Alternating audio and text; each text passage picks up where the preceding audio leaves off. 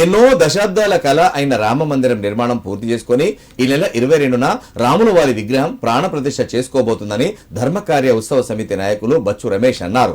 ప్రాణప్రతిష్ఠ రోజున హిందువులందరూ తమ ఇళ్లలో దీపావళిలాగా పండుగ జరుపుకోవాలని పిలుపునిచ్చారు. అయోధ్యలో శ్రీరామ విగ్రహ ప్రాణప్రతిష్ఠ సందర్భంగా సిద్దిపేటలో జనవరి 21న ధర్మకార్య ఉత్సవ సమితి ఆధ్వర్యంలో శ్రీరామ శోభయాత్ర కార్యక్రమం నిర్వహిస్తున్నామన్నారు. శ్రీ సీతారాముల ఉత్సవ విగ్రహాలతో వెంకటేశ్వర స్వామి దేవాలయం నుండి Victory Theatre, Subhash Road, Lal Kaman మీదుగా వైశ్య భవనం వరకు శోభయాత్ర కొనసాగుతుందన్నారు. శోభయాత్ర అనంతరం అన్నప్రసాద వితరణ కార్యక్రమం ఉంటుందని, ఈ కార్యక్రమంలో హిందూ బంధువులు, హిందూ సంఘాలు, కుల సంఘాల నాయకులు పెద్ద ఎత్తున పాల్గొని విజయవంతం చేయాలని కోరారు. సిద్దిపేట జిల్లా కేంద్రంలోని వెంకటేశ్వర ధ్యాన మందిరంలో నిర్వహించిన మీడియా సమావేశంలో వారు మాట్లాడారు.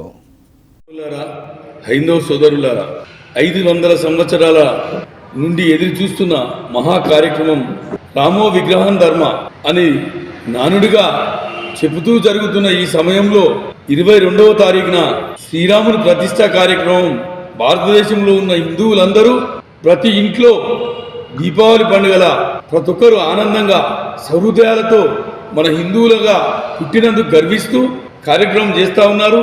దానిని పురస్కరించుకొని మన సిద్దిపేట పట్టణంలోని మోహినిపుర వీధిలో ఉన్న శ్రీ వెంకటేశ్వర స్వామి ఆలయం నుండి రామ, లక్ష్మణ, సీత, హనుమాన్ ఉత్సవ విగ్రహాల ఊరేగింపు కార్యక్రమం తలంపినాం.